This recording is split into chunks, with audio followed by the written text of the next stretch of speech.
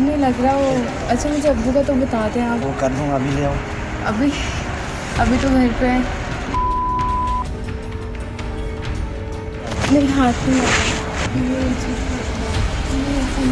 नहीं तो ये करना ज़रूरी है। नहीं नहीं नहीं मैं फिर कहूंगा कि NICVD यानी national institute of cardiovascular diseases अमराज़े कल्ब के मरीजों के लिए बिलाशुबा किसी नेमत से कम नहीं। यहाँ के अमले और डॉक्टर्स की अक्सरियत खिदमत खल्क में मसरूफ है, लेकिन चंद मफाद परस्तों के नेटवर्क ने इस नेमत को मरीजों के लिए अजाब में तब्दील कर रखा है।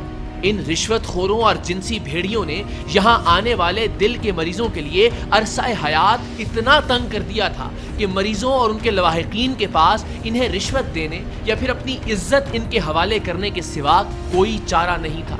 खुफिया रिकॉर्डिंग्स हासिल हो जाने के बाद टीम सरेआम NICVD कराची में मौजूद इस माफिया की बेखकनी के लिए कैमरों के साथ दिल के इस सबसे बड़े अस्पताल के बाहर पहुंची। यहाँ यूनिट रिसेप्शनिस्ट फिरोज अली एक मरीज के साथ आने वाली लड़की को अपने साथ ले जाने के लिए उसका इंतजार कर रहा था। इस लड़की का राबता हमने ही फिरोज अली से करवाया था ताकि इसकी लोकेशन और अस्पताल में इसकी मौजूदगी का इल्म हो सके। अस्सलाम वालेकुम। क्या नाम है हुजूर आपका? सर फिरोज।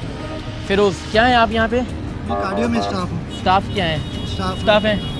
अच्छा, तो ये पर्ची वर्ची दिलाते हैं लोगों को? और सच्ची बात कीजिएगा, झूठ मत बोलिएगा। आपके हक में ये बेहतर होगा। अगर मास्क थोड़ा नीचे करके दिखाइएगा, और नीचे कर लें, मैं भी मास्क पहन। हाँ, ये बच्चियाँ जो आती हैं आपके पास अपने ख़ास तौर पे वालिदैन के ऑपरेशंस के लिए या उनकी ट्रीटमेंट के लिए, उनको हरेस करते हैं आप?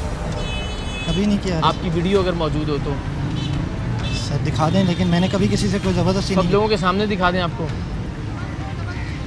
ये सच बोलना पसंद करेंगे आप? नहीं सच, मतलब आप मुझे बताएं मैंने किसको अरेस्ट किया है, आप बताएं।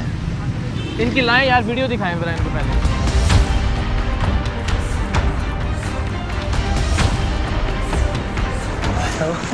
डर लग रहा? नहीं डर नहीं लग रहा वो। अच्छा मुझे अब्बू का तो बताते हैं आप। वो कर दूँगा, अभी ले आओ। अभी अभी तो घर पे है।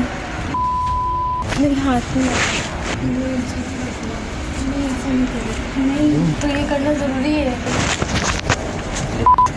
नहीं नहीं पकड़े जाने और अपनी खुफिया रिकॉर्डिंग देखने पर इन साहिब का कहना था कि वो एक ही बार लड़की को लेकर डॉक्टर के कमरे में गए थे। इस वाक़े का इल्म इनके इंचार्ज को हो गया था, जिस पर उन्होंने इसे आइंदा ना करना कहकर जाने दिया था।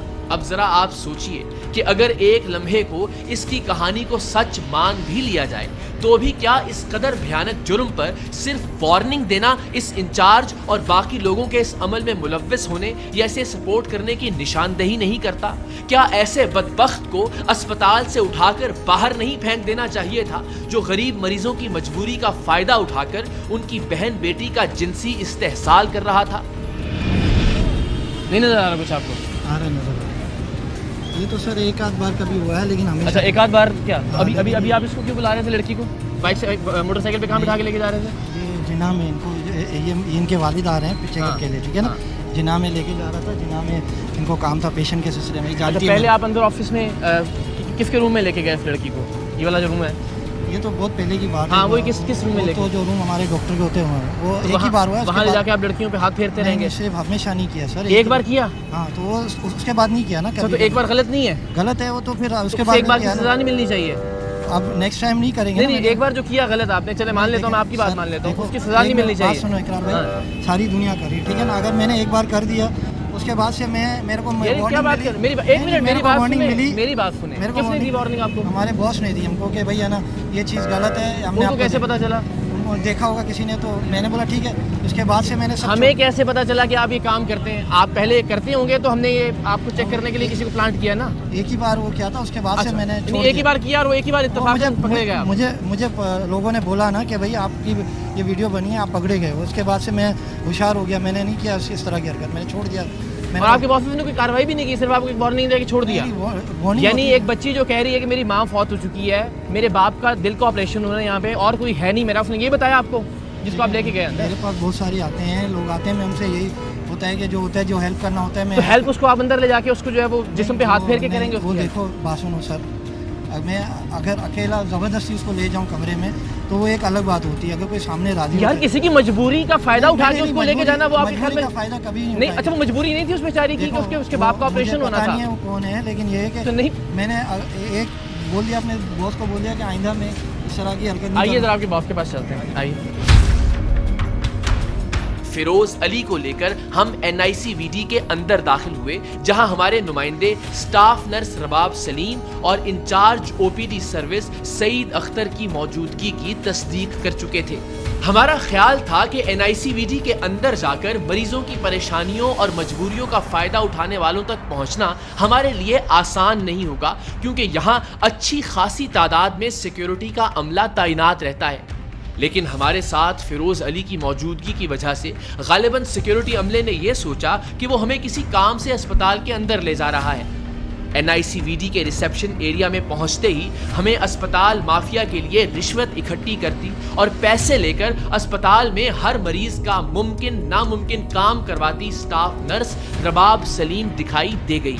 रबाब सलीम ने पैसे लेने की अपनी आध दर्जन के करीब खुफिया वीडियोस में बार बार मरीजों के लवाहिकीन बनकर जाने वालों से एक ही बात कही थी, और वो ये थी कि ये पैसे मैं खुद थोड़ी ना रखती हूँ, मैं तो ये काम नेकी समझ कर रही हूँ, पैसे तो मुझे आगे देना पड़ते हैं। ज़्यादा नहीं पैसा लेकिन हम मुझे आगे देने तो वो बोलते हैं एटलीस्ट 5 तो मंगवाओ, 5 तो बोला हुआ पेशेंट को। बस ये है कि मैं पता नहीं बोलूँ कि देखने के लिए कि चलो काम चल रही हो। हम रबाब सलीम से ये जानना चाहते थे कि आखिर वो किन लोगों को पैसे देकर अस्पताल में मरीजों के काम करवाती थी। लेकिन जाहिर है पकड़े जाने पर अपने अफसरान से ही तवक्को होती है कि वो बाद में उसकी जान खलासी करवाएंगे। भला ऊपर वालों के नाम लेकर कौन अपने बच निकलने का आखिरी चांस गंवाता है? सामने सिस्टर, कैसी हैं आप? क्या नाम है आपका? रुबाब। तो रुबाब, ये सारे अस्पताल की रिश्वतें लेके उनके टेस्ट करवाने, उनकी एंजियोग्राफियाँ करवानी, उनके ऑपरेशन करवाने, उनको बेड अलॉट करवाने, ये जिम्मेदारी आपको दी हुई है सबने? नो सर, क्या है आप यहाँ पे? स्टाफ नर्स हैं। तो क्यों लोगों से पैसे ले लेके आप कहती हैं कि मैं आगे दूंगी और आगे सारे काम आपके करवा दूंगी? सर मैंने तो किसी का नहीं कहा। कभी नहीं किया आपने ऐसा? बहन आप इधर आ जाएं, आ जाएं, आप इस तरफ आ जाइए। आपने कभी नहीं किया ऐसा? No sir. सच बताएं, सच में इज्जत होती है इंसान की।